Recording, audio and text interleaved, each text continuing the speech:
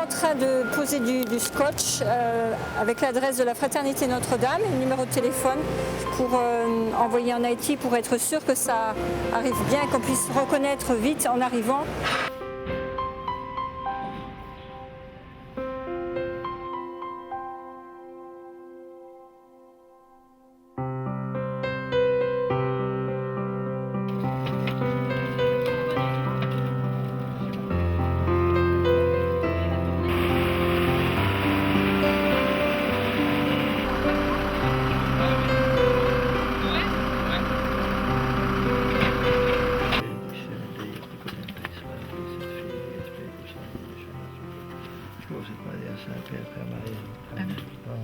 Au revoir. À bientôt. Bientôt. Tu diras bonjour à tout le monde là-bas. Super, d'accord. Tu reviens vite quand même. Oui, Pierre. Ça se passe comment? Alors, voilà. Oh, Père. Priez pour nous. Oui. Merci, Père. Au revoir.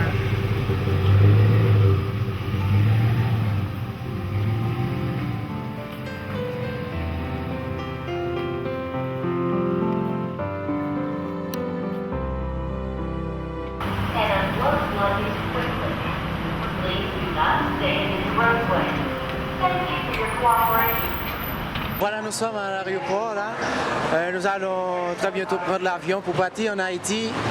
Il y a beaucoup de travail à faire, mais nous espérons bien, avec l'aide de l'Immaculée, nous y arriverons. Avec tous les conseils de Monseigneur Jean-Marie aussi, rien n'est impossible. Et voilà.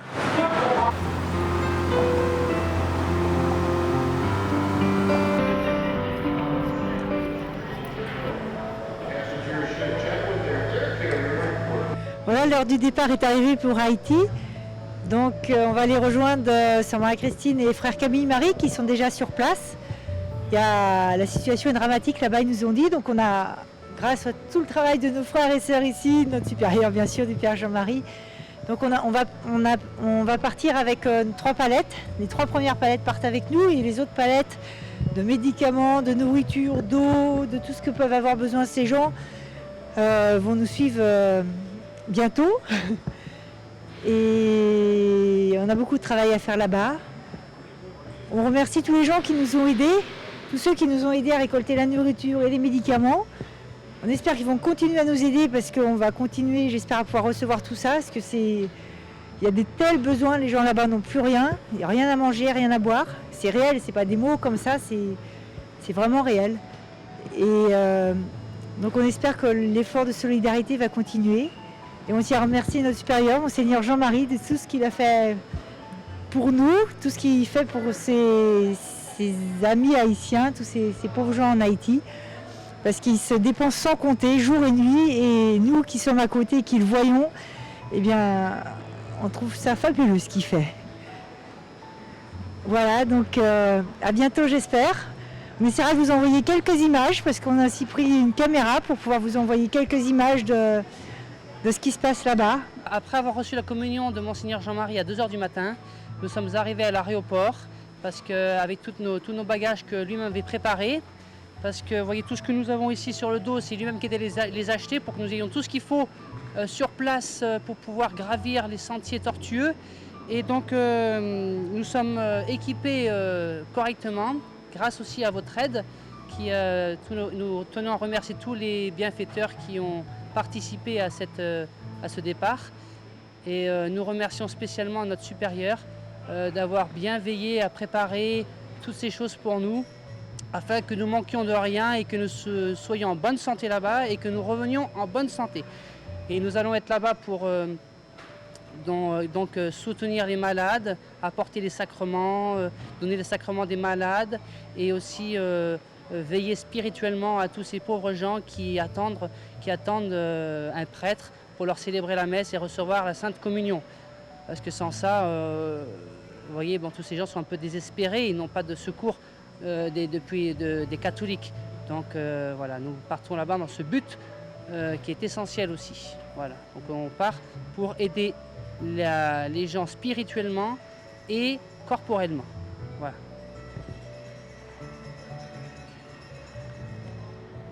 Le Père, il a dit, avec la providence divine, on n'aura pas de problème là-bas. Voilà. Le bon Dieu il pourvoira à tout. Il y a Saint-Joseph, il y a les anges, il y a la Sainte Vierge. Et l'obéissance, et ça fait des miracles. Donc on n'est pas inquiet. Voilà. On sait que tout se passera bien, que ce ne sera pas forcément facile, mais on sait que tout se passera bien et que la Providence mettra tous les gens qu'on a besoin pour nous aider sur notre chemin. Et qu'on arrivera à faire du bon travail. Donc, Vraiment on n'est pas aider les inquiet de gens, rien. apporter la charité du Christ là-bas et aider les gens, leur trouver de la nourriture. Parce que ce qu'on amène c'est bien, mais en plus réussir à vraiment leur trouver de la nourriture parce que voir des gens mourir de faim c'est terrible. De rien avoir à manger, à boire, c'est terrible. Donc vraiment aller les aider. Et aller aussi se donner la peine d'aller dans les montagnes, dans les campagnes, là où personne ne va aider. Parce que Personne ne veut y aller. l'aide humanitaire est concentrée sur Port-au-Prince. C'est là qu'il y a le plus de monde touché.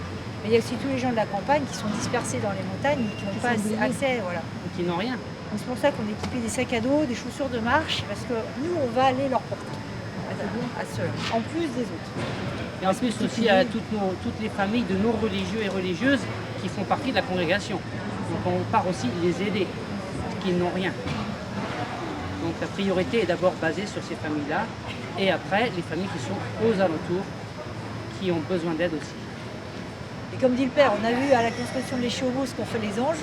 Voilà. Ils nous ont aidés à construire cette chapelle. Et donc les on a anges déjà nous aideront pareil. Ils nous aideront pareil en Haïti. On a déjà l'expérience de l'efficacité des saints anges. Voilà.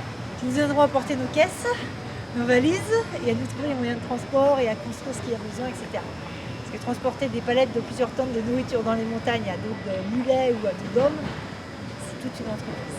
C'est un périple. Pas terrible. Les chemins sont tortueux, donc il faut d'abord niveler les terrains et pouvoir accéder avec des gros camions. Donc voilà. Mais avec les anges, tout est rapide. Et on compte aussi sur l'aide de nos amis américains qui sont là-bas et qui nous ont toujours aidés sur place. Donc on sait qu'on trouvera de l'aide sûrement à côté d'eux, près d'eux.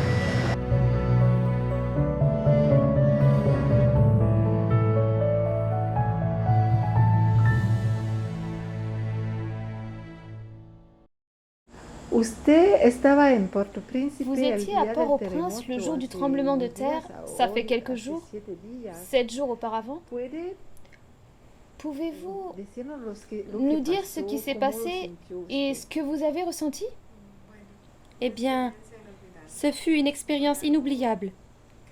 C'est quelque chose que je ne souhaite à personne de vivre.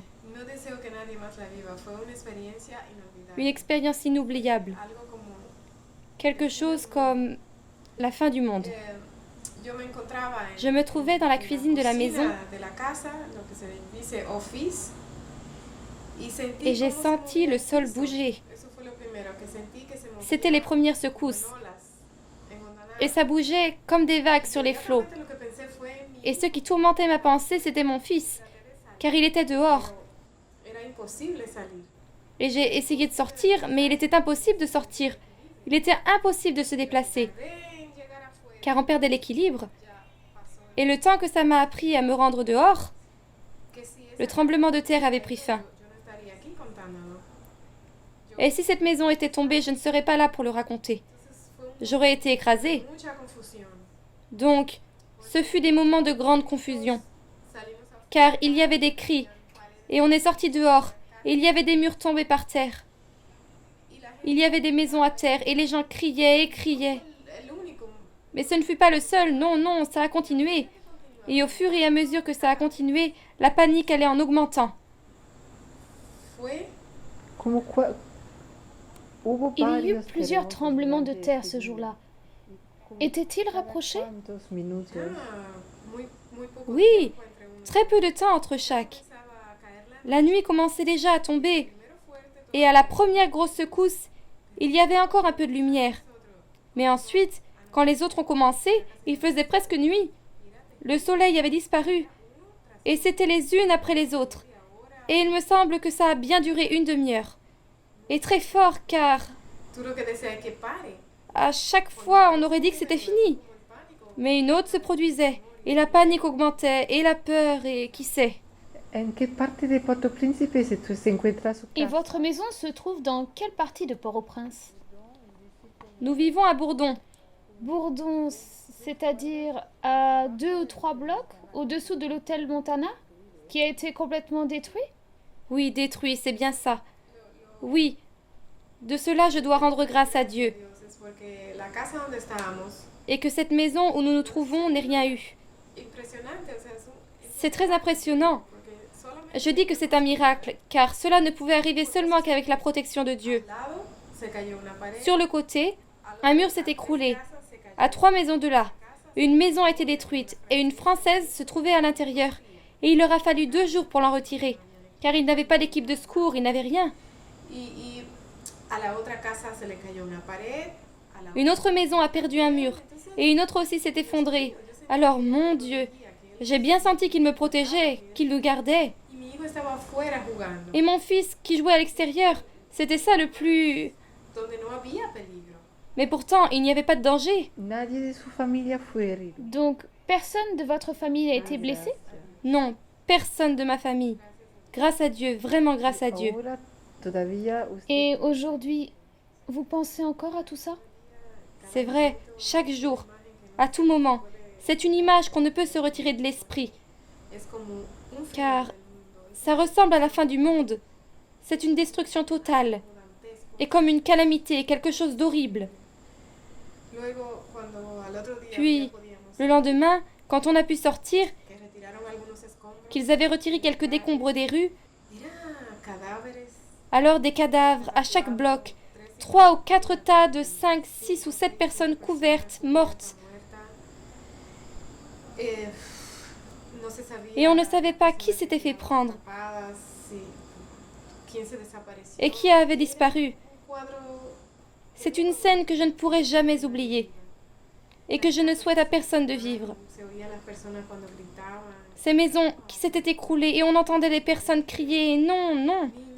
C'est terrible, terrible, des enfants morts dans la rue, vraiment terrible. Et les maisons détruites, aplaties comme des sandwichs. C'est insoutenable.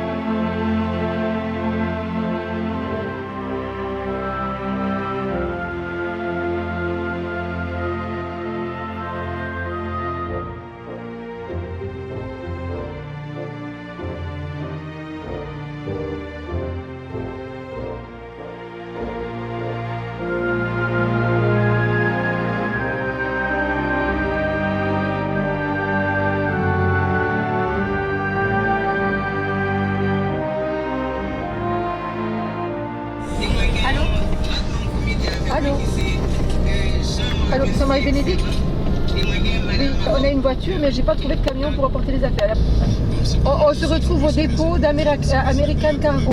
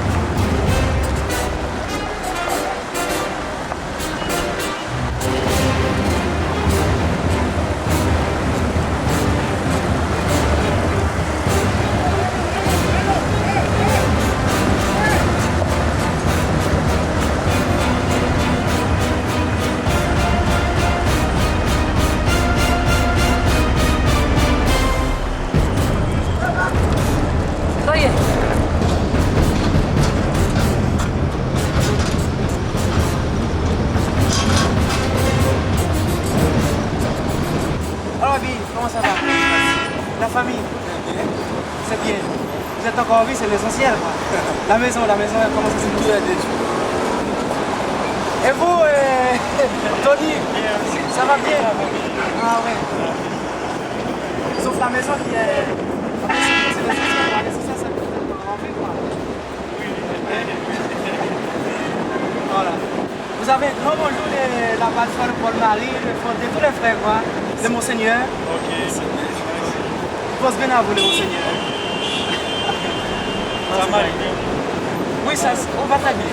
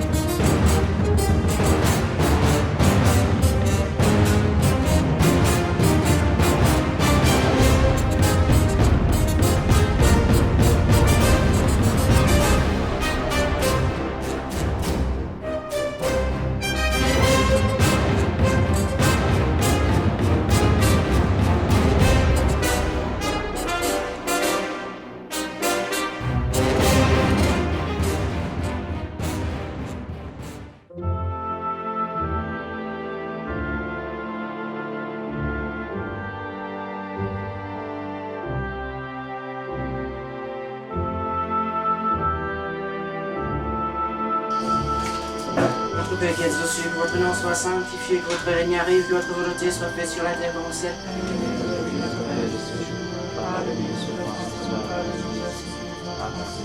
Et ne nous laissez pas succomber à la tentation, mais délivre-nous du mal, ainsi soit-il. Je vous salue Marie, pleine de grâce, le Seigneur est avec vous. Vous êtes bénie entre toutes les femmes, et Jésus, le fruit de vos entrailles, est béni. Sainte Marie, Mère de Dieu, priez pour nous pauvres pécheurs, maintenant et à l'heure de notre mort, ainsi soit-il. Gloire au Père, au Fils et au Saint-Esprit. Notre-Dame du fruit chaud. Saint Joseph, nos saints anges et archanges.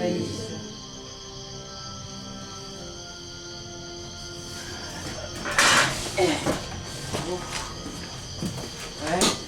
Si cette chapelle est là, si elle existe encore, on peut dire c'est grâce à l'Immaculée, hein. C'est grâce. Ouais.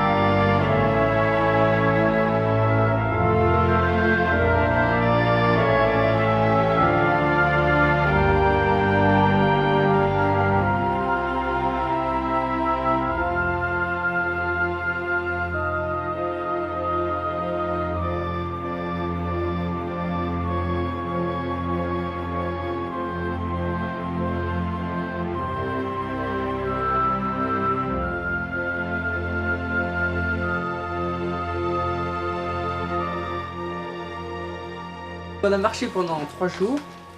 Oui, c'est ça, oui, 3 jours, oui, parce qu'on ne sait plus les jours en ce moment. Et puis on s'est fait des, comment on appelle ça, des fluxations dans les muscles des mollets. Et donc c'est très douloureux quand on essaye de se lever et d'essayer de marcher. Voilà. Donc on va essayer de faire passer ça avec le 4e jour. Et puis après on va prendre l'habitude de manger dans la montagne. Et tout ira mieux. Voilà.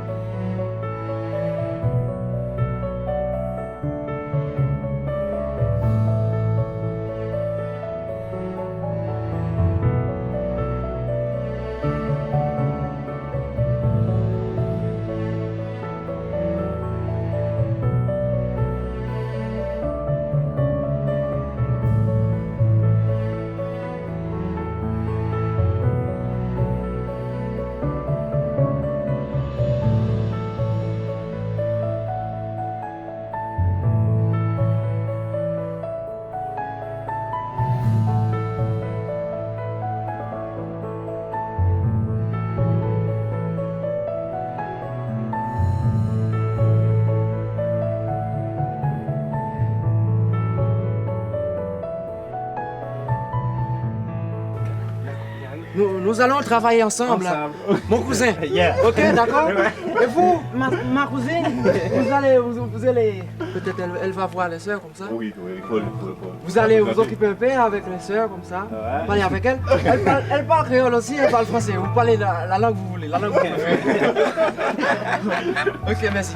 Ok, je vous attends là-bas.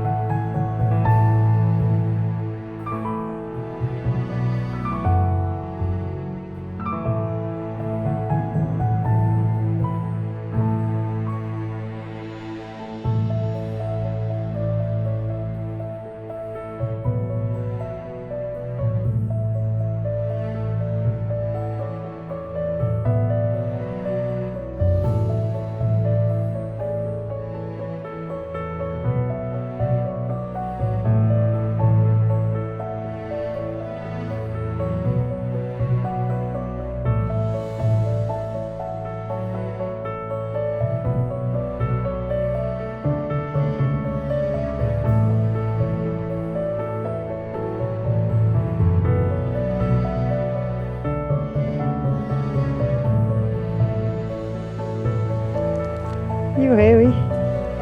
On dit à ne pas jamais abandonner nous. C'est nous-mêmes qui avons abandonné.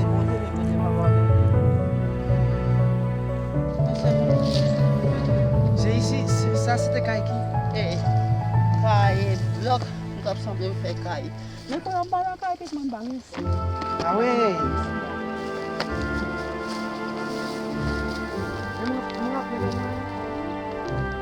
Monseigneur, voyez-nous. C'est parce que le Seigneur pense à vous.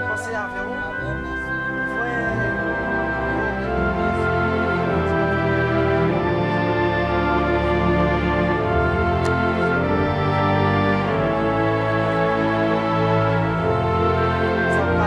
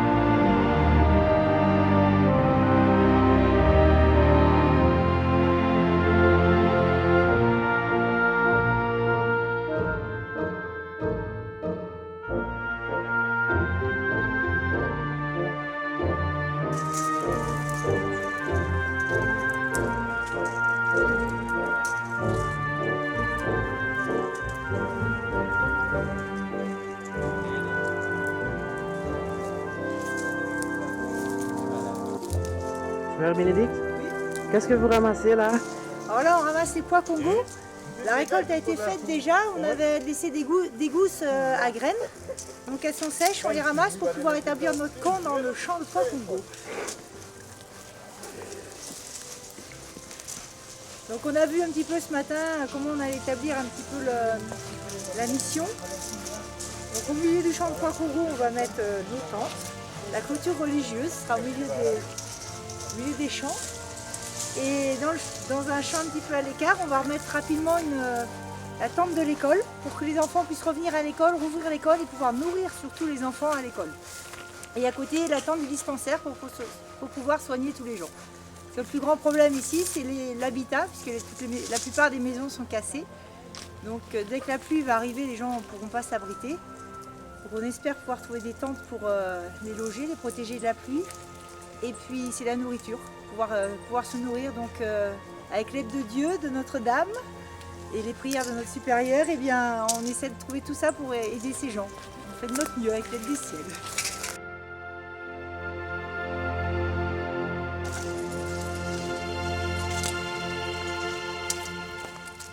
C'est bien, il se fait un peu haut, comme ça on a pas mal d'eau. Oui, c'est pratique comme ça. C'est mieux qu'un haricot vert à ramasser, c'est sûr.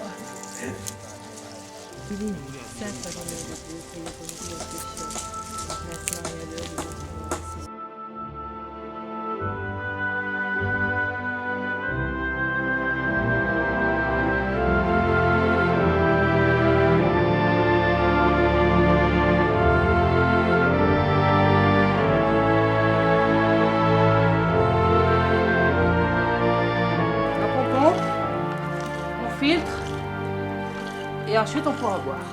Donc il faut à peu près, c'est un travail qui demande à peu près, avant de pouvoir boire l'eau, il faut 4 heures en gros. Donc il vaut mieux prévoir avant, d'avoir de l'eau en réserve, pour pouvoir boire en temps voulu.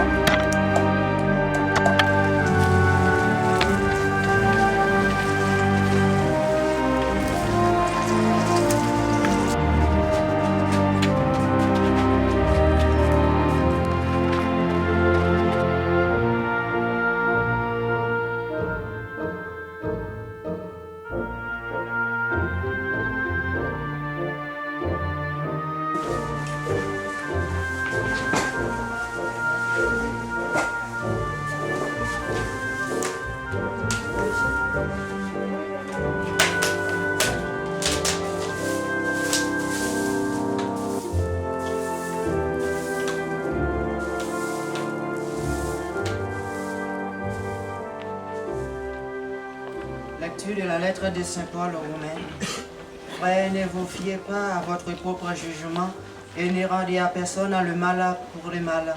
Ayez à cœur de faire le bien non seulement devant Dieu, mais devant tous les hommes.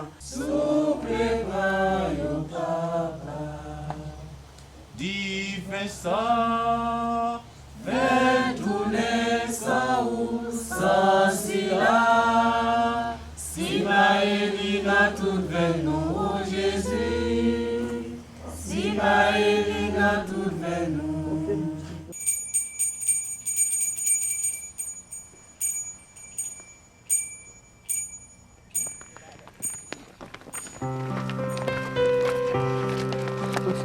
Bonjour. Bonjour, comment ça va? Ça va bien vous-même? Ce ravin là-bas, c'est une rivière. En fait, apparemment, la rivière est disparue, mais c'est de ce côté-là, ça s'appelle Duval. Donc c'est pendant le séisme, en fait, le 12 janvier. Et il y a une montagne là-bas. Alors il y a 2 montagnes qui s'est rencontrées. Il y avait 11 personnes là-dedans. Et puis ces 11 personnes se remblayaient comme ça. Alors c'était une source, mais la source est abondante. Donc oui. On peut faire de lessive là-dedans. Par exemple, il y avait des enfants, il y avait des dames en fait qui faisaient la lessive pendant ce jour-là de l'après-midi. Et puis, malheureusement, qui s'est comblé par C'est des montagnes qui s'est rencontrées ensemble. Ce côté-là s'appelle Duval. Mais cette zone-là, et toutes les maisons sont détruites. Donc il n'y a pas de maison. La paroisse, en fait, la paroisse de Duval, c'est plus bas. C'est à plat. Le presbytère, c'est à plat. Et au presbytère même, il y avait une personne là-dedans. Donc c'est après 2 jours qu'on pourrait récupérer les cadavres. Donc il faut dire normalement, les gens de côté de Duval sont tous dehors. Personne n'a pas de maison parce que les maisons sont construites en roche, en papin. En fait, du côté de Jaco, si on peut voir une maison, c'est en bois en fait. Mais pour ici, c'est différent. Donc c'est en roche et puis en papin. Donc toutes les maisons sont détruites pendant le séisme. Il y a 2 siècles environ depuis Haïti a connu un tel événement. Mais ce n'était pas aussi terrible parce que la technologie, alors il n'y avait pas de gun building comme ça. Donc il y a beaucoup plus de morts. Et puis les maisonnettes, alors longtemps en fait, c'était en bois aussi. Bon, il n'y avait pas beaucoup de gens, tout cela. Maintenant, c'est pourquoi, en fait, partout, il y a des morts, il y a des gens, il y a tous ces cas. Alors, ces catastrophes est si répétées, en fait, on pourrait dire.